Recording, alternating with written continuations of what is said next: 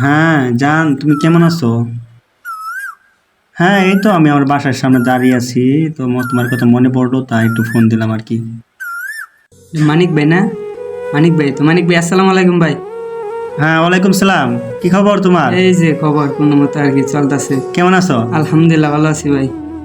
তা কখন আসলা? এই যে এইমাত্র গ্রাম থেকে আইলাম আর কি। আহ, তো এই মাত্রই আসলা? হ্যাঁ, এইমাত্র আইলাম। তা দাঁড়াও, আমি তোমার ভাবির সাথে একটু কথা বলতেছি, তো জন্য একটু দাঁড়াও। হ্যাঁ আচ্ছা। হ্যাঁ, এই যে আমার গ্রামের একটা ছোট ভাই আসছে, তো এই জন্যে। ও, হ্যাঁ, ওর সাথে একটু কথা বলবো মানে। তো তুমি এখন কি করতেছো? বসে আছো? হ্যাঁ হ্যাঁ, এই যে আমার ছোট ভাইয়ের কথা বলি। হ্যাঁ, তোমার সাথে কথা বলা শেষ করে, আচ্ছা ঠিক আছে। আচ্ছা, অন্ত কি করতেছো তাহলে তুমি?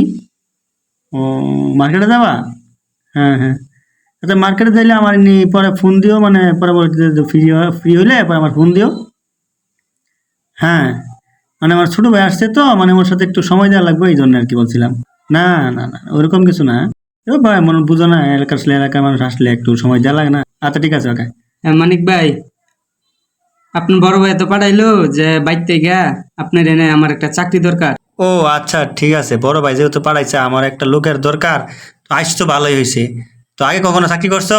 হ্যাঁ, আমি চাকরি করছি আগে। আহ, এই যে ইয়াতে চাকরি করছি, এই সিকিউরিটিতে চাকরি করছি আগে। ওখানে স্যালারি তোমার কয় টাকা ছিল? 20,000 টাকা ছিল।